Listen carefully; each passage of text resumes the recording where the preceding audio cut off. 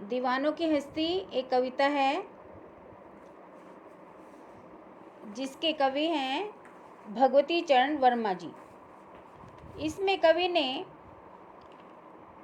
जो स्वतंत्रता प्रेमी होते हैं, मतलब स्वतंत्रता जिनको अच्छी लगती है, ऐसे युवाओं के उत्साह के बारे में बात की है कि स्वतंत्र अपने देश के प्रति जो भावना रखते हैं, देश से प्रेम करते हैं, उनमें किस प्रकार उत्साह और की मस्ती रहती है, इसके बारे में यहाँ कवि ने बताया है। कवि कहता है कि वह भी जो स्वतंत्रता से प्यार करते हैं, उनके जैसे ही वह अपने आप को समझता है। वो कहता है कि स्वतंत्रता चाहने वाला मैं भी एक दीवाना हूँ। मतलब स्वतंत्रता इतनी प्रिय है कि दीवानों की तरह वह अपने आप को उसकी उपमा देता है।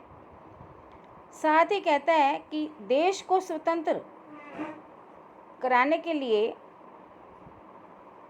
जिन क्रांतिकारियों ने बलिदान दिए, उनके साथ ही वह उनकी तरह ही अपने आप को मस्ती में डूबा हुआ मानता है कि देश के प्रति जो देश को आज़ाद कराने के लिए जिन क्रांतिकारियों ने भाग लिया, वह भी उनके साथ ही मस्ती अपने आप को उनकी तुलना में मानता है कि जिस प्रकार वह मस्ती में अपने देश के प्रति जो एक भावना रखते हैं, उसी प्रकार ही अपने आप को वह कहता है। साथ ही वह कहता है कि उल्लास बनकर वह आता है।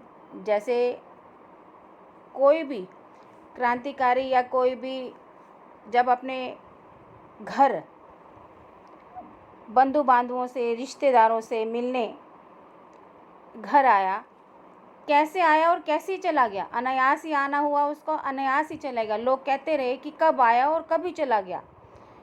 इस प्रकार मातृभूमि की सेवा में अपने आप को जो न्यौछावर कर देने वाले, मस्ती में बलिदान देने वाले जो क्रांतिकारी रहे हैं, उनकी तुलना में अपने आप को कहीं ना कहीं खड़ा पाता है जो कवि है। वो कह रहा है, इसके साथ ही वो कहता है कि संसार जो है कुछ देकर, संसार को कुछ देकर वह जाएगा। क्या देकर जाएगा? कुछ ना कुछ ऐसा कार्य कर कर जाएगा कि संसार उसे याद करे। इस दुनिया में वो कहता है मांगने वाले जो हैं, मांगने वाले तो सारी दुनिया है, लेकिन प्यार लुटाने वाला, देश को प्रेम करने वाला कोई, हर कोई नहीं होता ना। तो वो कहता है कि वह जब उसके लिए कहता है कि कोई उस भेदभाव नहीं है, उसके लिए संसार में सभी व्यक्ति प्रिय हैं, किसी से भेदभाव नहीं है उसका। अपने मातृभूमि पर न्यौछावर कर देने वाले, अपने आप को न्यौछावर कर देने वाले जो हैं, वो सभी को अपना मानता है, किसी को पराया नहीं मानता। इन सब बातों को यहाँ पर कवि ने कविता में बताया है।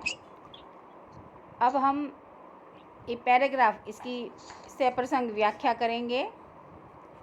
सप्रसंग व्याख्या आती है ना आपको, तो एक एक पहरे को हम पढ़ेंगे, प्रसंग बोलेंगे, फिर इसकी व्याख्या करेंगे। अभी ये कविता में कवि क्या कहना चाहता है, मैंने संक्षेप में आपको बताया है। अब हम कविता पढ़ेंगे, ठीक है।